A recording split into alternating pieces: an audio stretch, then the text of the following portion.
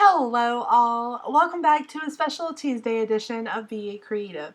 Today I'm going to be working with Dylusions paints. I know if you were shocked, it's totally okay, I don't blame you, on the gel plate. And I'm going to be demonstrating how you can use things around your house and some embossing folders to make homemade texture plates for your gel plate.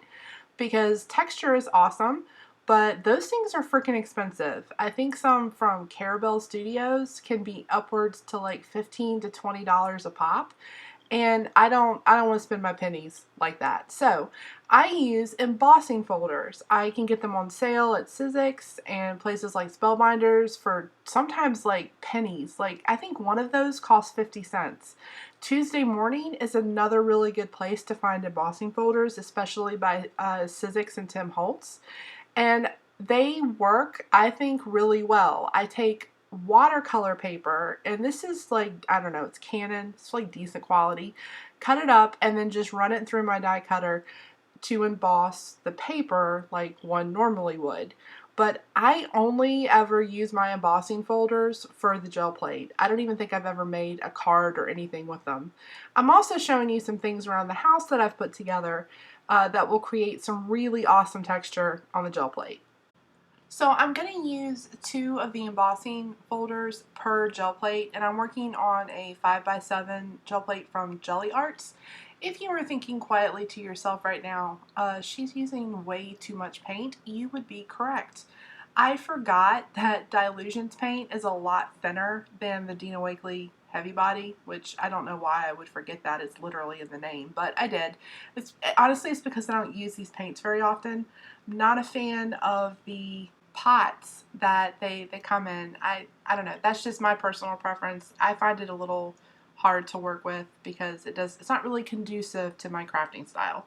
But I love her color palette.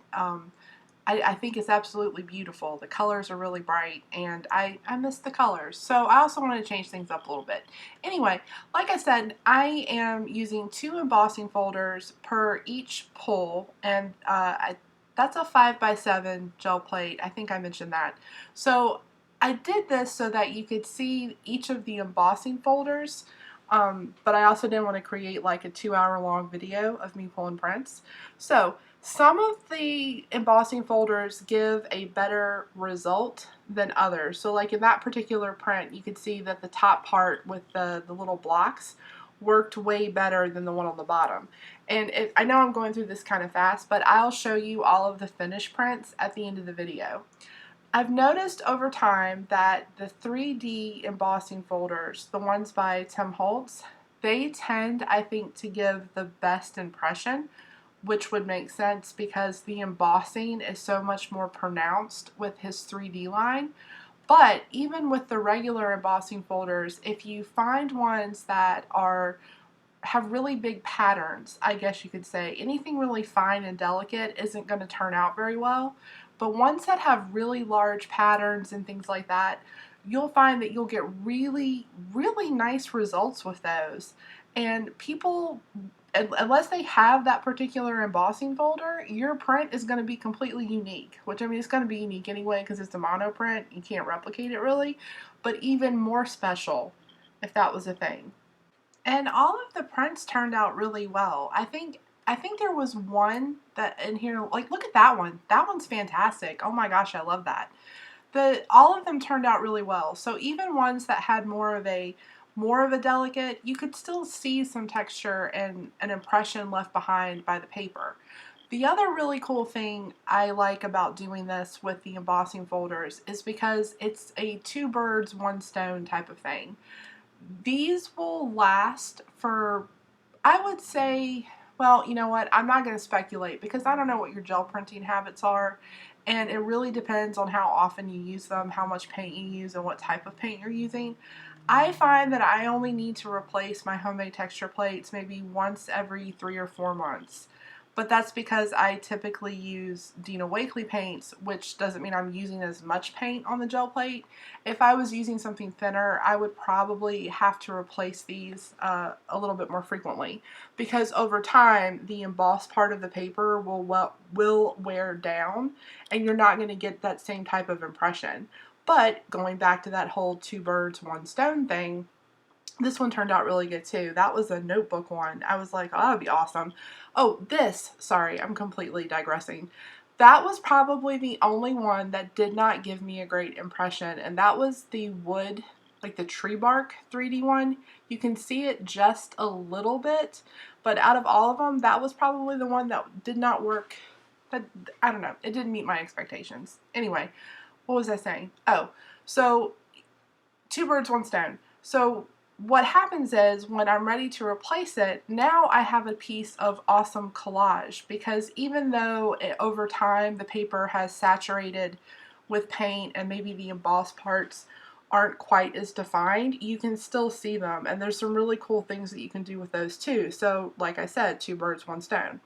So this last print is I think one of my favorites. I think that embossing folder with the what looks like a pillow would be really cool to make a galaxy background. I may try that. I don't know. We'll see. So now I'm going to switch gears and I'm going to use some other homemade things to make texture. That is a styrofoam bottom to a cookie thing that I cleaned out. It might have had muffins on it or something. I don't know. I just cleaned it really good. Took a ballpoint pen and then etched through a stencil some designs. One of them was incomplete because I got bored, so I stopped. So this is really interesting, and I like the effect it gives. It's really subtle, especially if you do like a monochrome print on it. I don't find it works as well if you're building up like a lot of colors, but monochrome always looks really good. This next item that I'm getting ready to use is, it is corrugated cardboard in different sizes and textures. This works really well too, though you do have to press firmly. I would say that with just about everything. Remember to press fairly firm on your gel plate. You won't hurt it. I mean, don't stab your gel plate. Don't do that. That's ridiculous. But you can be a little rough with it. It's okay. That was a natural sponge that had dried up, so I just stuck it in some paint and was able to use it almost like a stamp to get some really interesting texture over top of the corrugated cardboard. Next up is another texture item that I made using toilet paper rolls. And I don't want to be glib, but I'm sure some of us have a surplus of toilet paper rolls right now. And if you don't, maybe reach out to some of your non-crafty friends with large families who do. I bet they have quite a bit that they'd be willing to get rid of. I cut it up and then hot glued it down to a piece of cardboard in just a random oval shape. And it's very delicate and it's very subtle. The more paint that you put on your gel plate, if you do that, the more pronounced the effect will be. And so it'll be a little bit more drastic result. And plus you can do some crazy things with toilet paper rolls because it's basically chipboard, just thin chipboard. You can stack them up, cut them up. I mean, if you have some toilet paper rolls, scissors, and hot glue, the world is your oyster. Seriously. That is the cover of a Tim Holtz little silver medallion thingy. I don't know the name of it. It's one of his ideology things.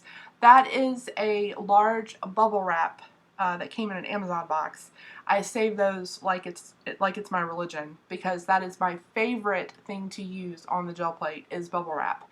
The colors on this particular print are not great. Sorry about that. I got a little overzealous with my mixing. So it's really in the ghost print that you can see the effect that the bubble wrap gives. The last print I pull, which I kind of toned my mixing down. I didn't get quite so overzealous with it, if you will. So I could do kind of like a nice little mixture with an ombre effect, so I could really highlight the awesomeness that is bubble wrap. And you can see it here. It's just pretty. And if you guys order from Amazon, which I'm assuming that you do, you probably have tons of this stuff just sitting around. The ghost print on with the bubble wrap is really nice too, as you can see here. Isn't that lovely? I love that. So this isn't really texture. I realized this as I was doing it. This is more of a masking technique. And next week on Tuesday, I think what I'm going to do is go back and just focus on stencils on the gel plate over top of these prints so we can start building layers. So like I said, this is a masking technique, and I just have a piece of string and I'm literally just laying it over the gel plate. I personally don't do this very often because I'm not a fan of how it looks, because I think when I do it, it always looks like a worm or some type of like amoeba is just laying across my gel plate. But that's user error. That's not necessarily the technique. I do think though that if you use thinner string and you use a lot more string, then it looks really cool. I just probably, no, I mean not probably, I definitely just haven't mastered that particular technique yet. I do want to say that none of these ideas to make homemade texture plates are not originally from me. I wasn't just like sitting in my craft room and have like a eureka moment. This is a composite video, because when I first started gel printing, there's a learning curve, and I don't know that that gets talked about a lot. You do have to learn to work a certain way on the gel plate. It's really working from the bottom up. So while I was trying to figure that out, I watched tons and tons of videos and went on Pinterest and Instagram trying to figure out how these people were making these amazing prints. So really, the ideas for these texture plates are just a composite, and because of that, I can't credit any one individual person. But I don't want to take credit for any of them being, you know, mine originally. I'm not that creative. However, I will put a link in the description box below to some really awesome gel printing videos, and Carolyn Doobie is like a master gel printer, and she cracks me up. So check out the links to the other channels below. I hope you guys enjoyed this. Come back next Tuesday because we're going to be doing stencils on the gel plate over these. As always, guys, thanks so much, and I'll see you next time.